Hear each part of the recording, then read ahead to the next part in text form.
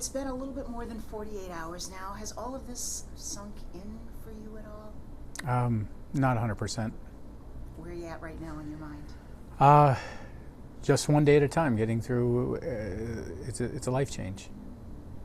Yeah. You want to describe that a little bit more for me? Well, you go through this long, arduous trial process, a year of your life, but you get up and you have to go to the courthouse every day, and you go home. It's almost like a job, and it gives you something to do. And we did it together, Laura and the boys and I. Together, something to do, and then it comes to that deliberation point, and suddenly it goes from this whole world of potential to this hammer coming down. And in my case, exoneration, and so you get some elation, but in the context of losing people you love to guilty verdicts that I don't necessarily agree with, it's devastating. Can you talk about the jury deliberations? 5 days, that had to seem like a year for you.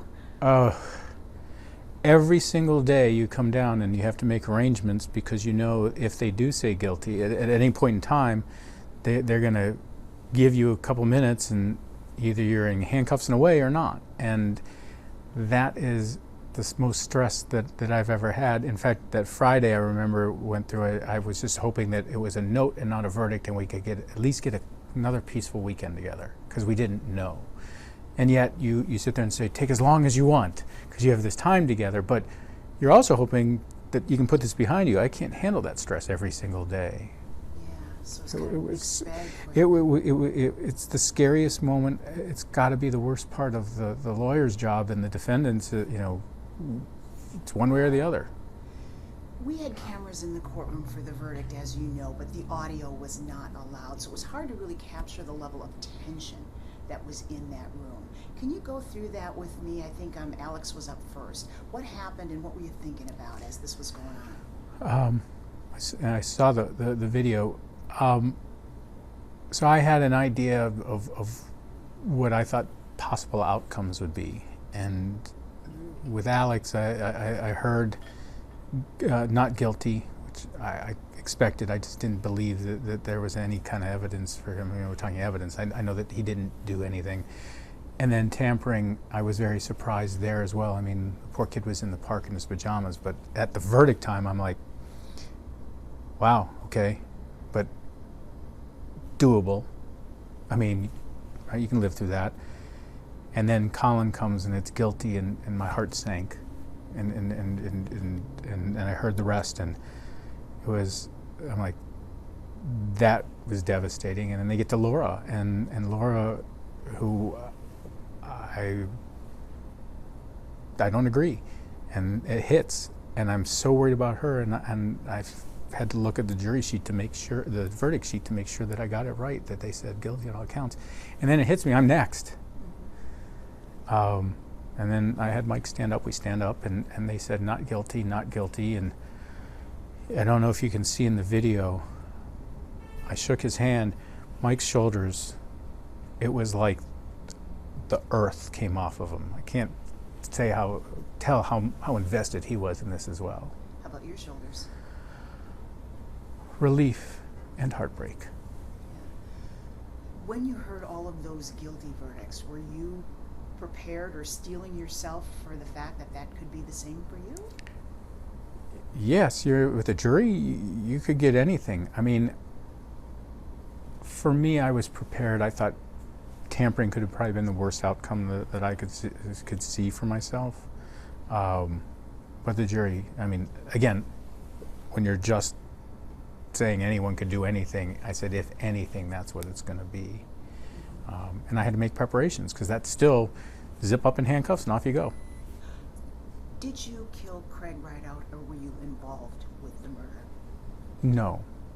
I've never, ever stepped foot inside of 135 New Wickham in any of it. We were dropping kids off, picking up kids. I've never even been inside the guy's condo. Where were you the day that he died? Where were you? I was at home. Okay. Do you know who killed Craig Rideout? I don't. I don't think anyone does. Did Laura? No. Laura was with me at home. She was with all of us. I mean, at the campfire. She was upstairs. What about Colin? Colin was seeing the same thing. He was in the campfire. He was in and out. Okay. There's an investigator. His name is David Bolton. He's convinced that you were in the basement that day, and that you were involved with the murder, and that you used an iron to strike Craig Rideout. Did you do that? No, I've never been inside 135, the Wickham. Why would he say that you were? Why would he say that you did? Maybe David Bolton believes in Santa Claus. I don't know. This is evidence that obviously the jury did not get to hear. And he also said he believes that you, and again, the jury did not get to hear this, that you helped to carry Craig Rideout's body out of that basement because Laura and Colin could not have done that on their own. Did you? No. I think that's interesting because I've seen all the evidence, and that's a big question that's in there. What evidence? They don't even know he was killed in his basement 100%. But if he was, how did they get him out of there? I don't know. MythBusters ran a nice episode showing one person could do it. So he has his theories, but those are theories, speculations with no basis in fact. Because if they had the fact, we would have heard about it. If Laura wasn't involved and Colin wasn't involved, how do you explain all the blood that was in the basement and blood on his clothes? It's a non sequitur. The involvement doesn't necessarily mean anything about the blood. It was his blood. The question is did it come from? Obviously, it came from him. But now you're talking about who. There could be more than one who that you're dealing with there. There was evidence of other people that could have done that. There is evidence of blonde hairs. There's other people that were present in the townhouse. But who would have had access to that townhouse and motive, if not the people who were charged in this case? I think there's a lot of people that could have had motive. Could have been other family members, could have been external. You don't know who was in there. I don't understand. I don't even know, the people that were charged, how did they get there? How did they get in? You think that Craig would let Laura into his house? That certainly wouldn't happen. Do you think Craig would let me into his house? Would he? Craig? No, he wouldn't. He wouldn't let anyone. He didn't even give his children keys to the house. He'd make them lock themselves out. The only person, he let Colin into his house. It's probably about one of the only few people that seem to have relationships. Colin went back and forth and would see him, maybe, but at midnight, 2 o'clock, 7 o'clock. So how did they get in? Well, Craig could have opened the door. If he allows Colin into his home and he sees Colin on the other side of the door, wouldn't he open the door for Colin? Possibly for Colin. How does he get him in the basement? I don't know. Does he store things down there? Does Colin have regular They just moved. access? They just moved there, and that's the thing. There was the stuff that was in there. They were in Vantage Drive in Pittsford. He had just moved there. In fact, he had a 5-bedroom house and went to a 2-bedroom house. Why did he do that? Especially if he was getting custody. Well, I don't know.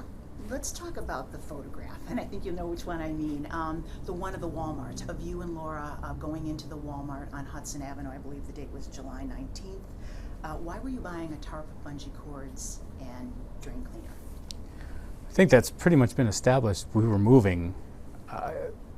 Look, we had a whole list of things that needed to be purchased over the last couple of days. What do you do when you get a house ready for sale? You have to clean it. You have to, I have some drawers that need repaired. You have to paint.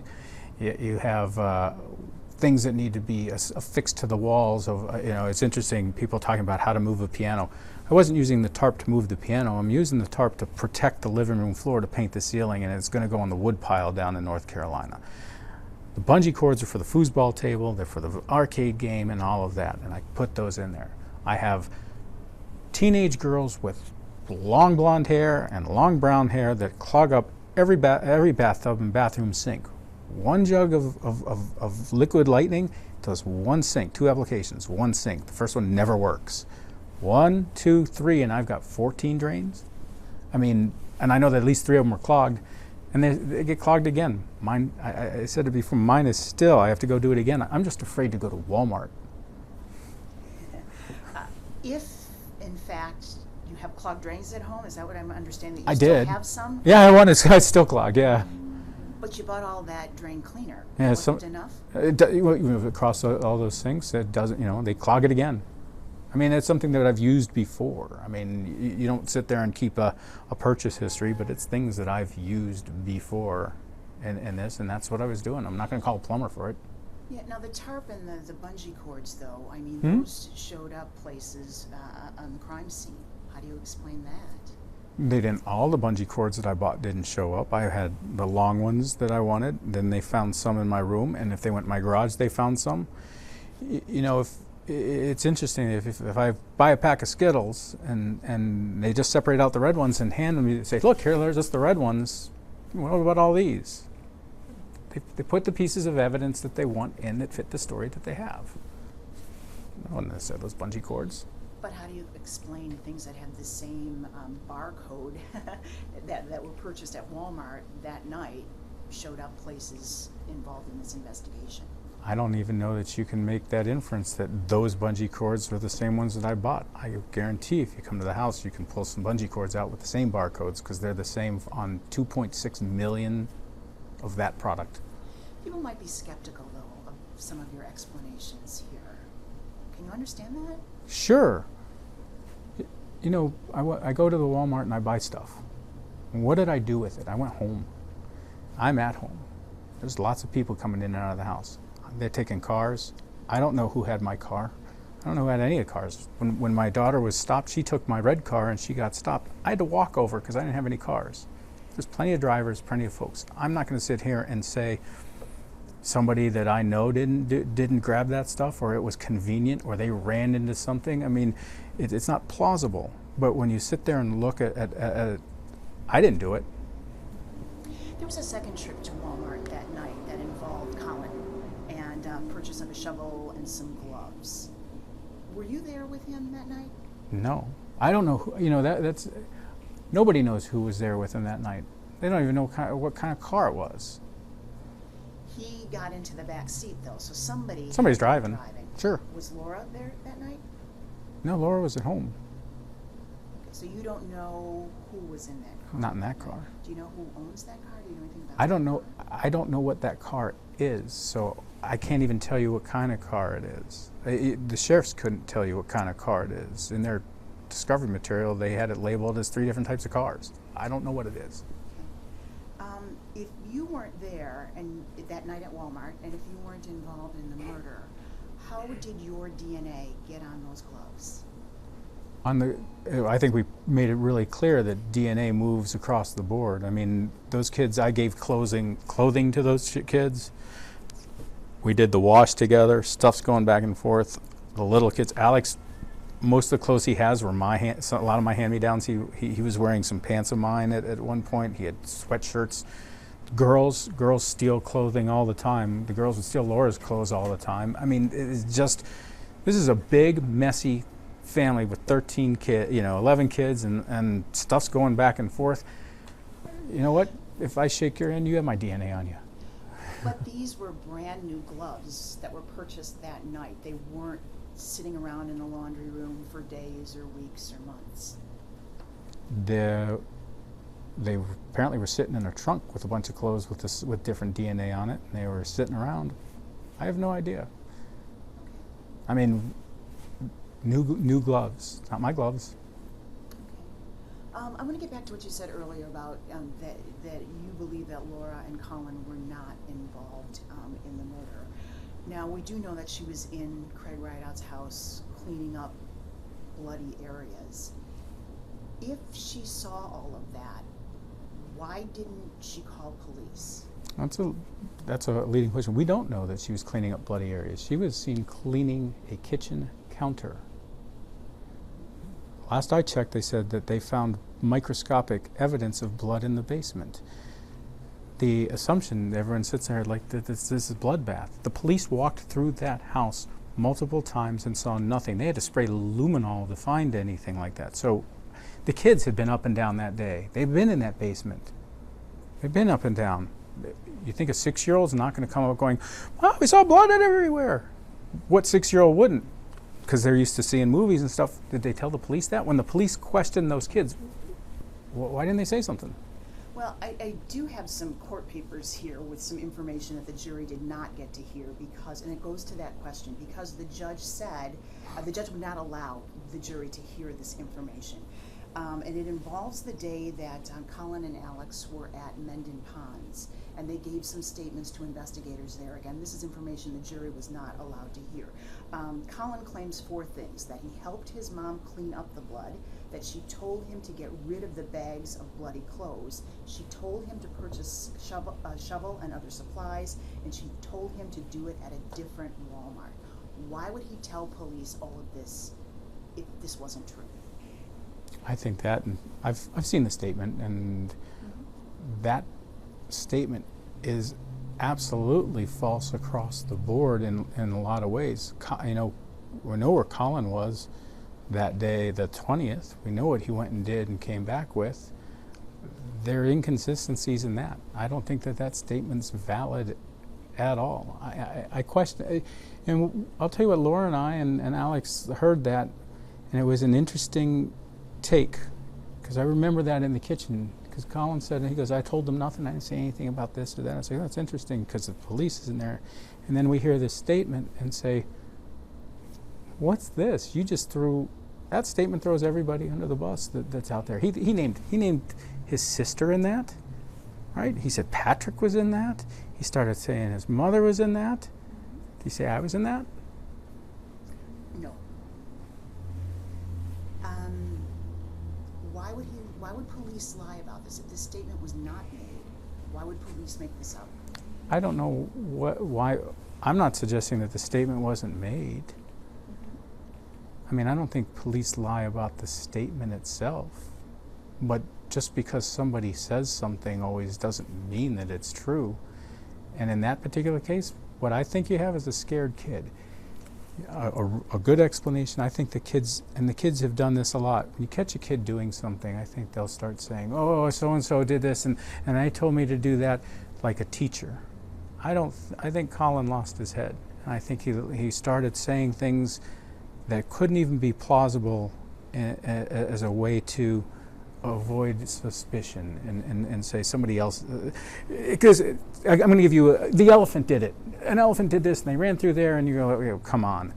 But that's kind of what someone who lost their head sounds like. But he also had the bags of bloody clothes at the time. Well, did he? He did. Where? I mean, who said that? Well, they recovered the bloody clothes from Mendon Ponds from the trunk. I mean, this was all in the same time frame, on the same day that he spoke with investigators and made this statement. He spoke with investigators, but did they see, I mean, again, I can go with testimony that's out there. Did they see him in the trunk? Did they see anyone identify Colin doing anything in the trunk? Did they see, there was one person, Annie Pearson, said she saw somebody throw medical gloves and a blue tarp in the back of the trunk. Those items aren't present in that trunk. What did she see? I guess, you're saying that I shouldn't take what Colin said here at face value, but there's a broader question. I mean, why would Laura involve her children in cleaning up these areas? Would she do it to protect her son? I don't think Laura involved her children in anything. In fact, I know she didn't involve her children. That's one of the stories that's out there that people talk about. Laura wasn't a mastermind in any of this type. That's just not what she did. Laura taught her children that they should stick together. And those kids have looked out for each other because that's all they could do. They looked out for each other for a long time. Would she have been involved in cleaning up these areas to try to protect her son? I think if her kids asked her for help in cleaning up something, I think any mother would. I know my mother would. If I came to my mother and said, I got a problem, or I have an issue, my mom would be like, "Oh my goodness." and my mom right now would swap places with Laura if she could. My mom would swap places with Colin. And if I asked her to help to do something, because children don't clean up their mother's mess. Mothers clean up their children's mess. Is that what happened here? It's possible, but I don't think so, because like I said, I know where Laura was, but after the fact, possibly. Outside of that, murder? No.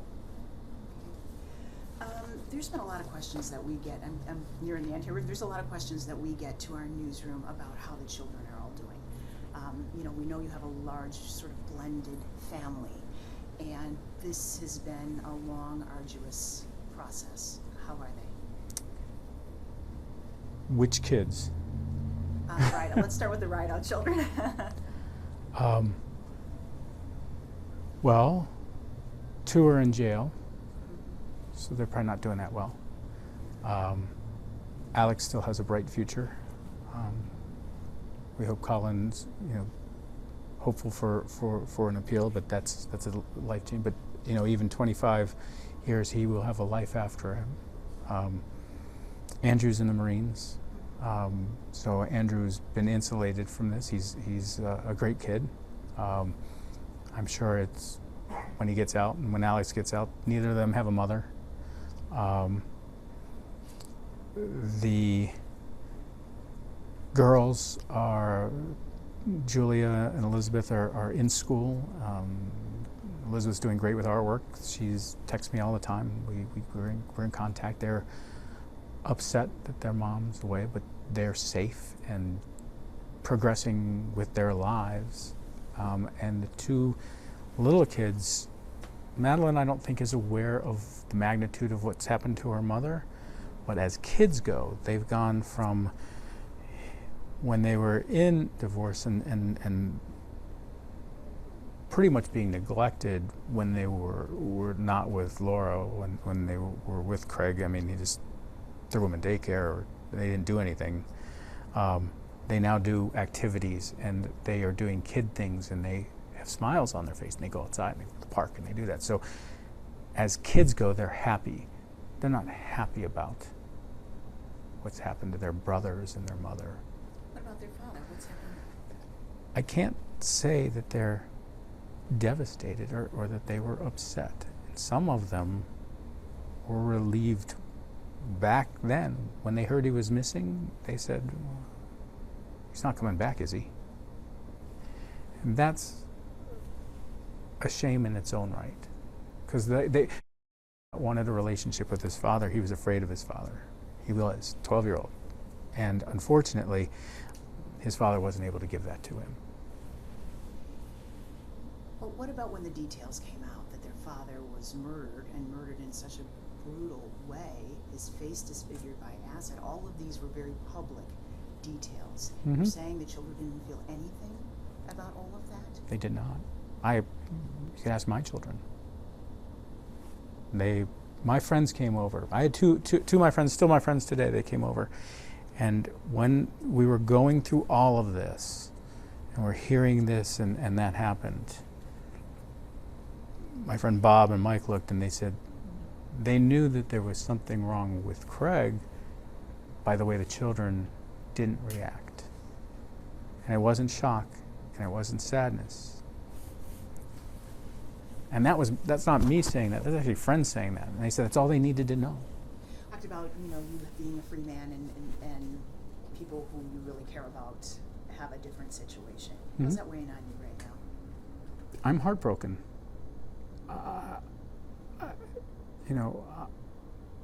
I like being free. I'm thankful to Mike for doing such a great job and making sure that I'm able to help people that are in, and I'm hopeful that they do get out sooner. But it's a life change. Look, Laura and I love her. I love those kids, and we were going to just spend time together. That's the thing, that we had so much hope and future. There was no reason for us to do anything to Craig, and that's why I know. So what happens now that you can't spend time together? Well, you get two 1-hour visitations a week in the Monroe County Jail, and we know what the visitation policies are, and we write, and she can talk. I mean, they can make phone calls. I know that's not a relationship that we've had, but that can get you through for a while, and then see what happens tomorrow, and tomorrow, and tomorrow. And you make your decisions as you go. I mean, she and I care about each other enough that we can talk about these things, and we'll make a decision together of what we're going to do. Now, you saw her at the jail once. Have you seen her more than once, or just the once? I can't. I can only see. I mean, I got to wait till Okay, next you gotta week. Spread it out a little bit. Yeah. How's she doing? She's in shock. She smiled when she saw me. What does that tell you? I always make her happy when she sees me. She's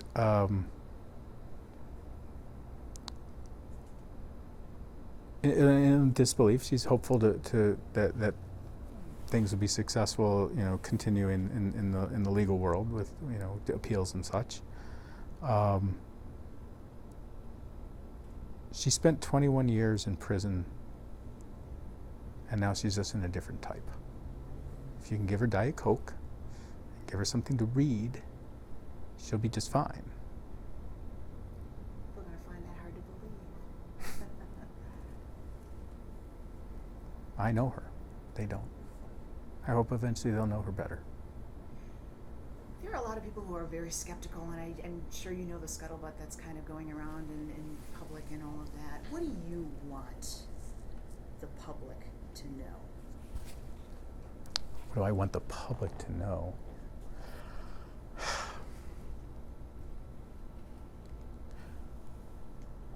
Laura's a good person.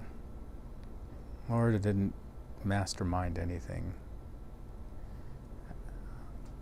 Alex is a good person. Colin had a future. He's a good person. I didn't kill Craig Rideout. There's no threat out there. People. I'm never really worried what the public thinks. I'm not a public figure. My friends are my friends, and if you want to believe one thing, great. If you want to believe another thing, great. And everyone else seems to have their unqualified opinion, and they're entitled to opinions. I'm dealing with facts and understanding, and probably more knowledge and insight than anybody that's talked to you. You are talking to us. You've talked to other media, and you've given a big interview to Dateline. Why are you coming out now and telling your story? It's not my story. My story is not guilty. I'm a free man.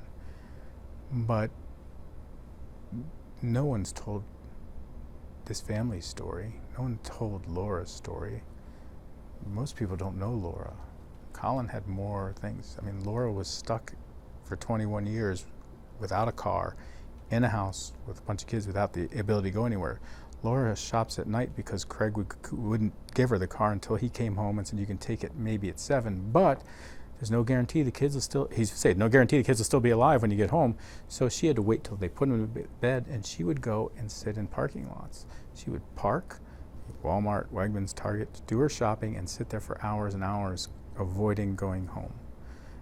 So she doesn't have a lot of contact with folks. And now she did. She has friends and that. And I think that if anyone who's met her in person says that she's the sweetest person they've ever met. And I can't change there are people I can't change their mind. I'm not even going to try. But if you're on the fence, hopefully you get some insight that way.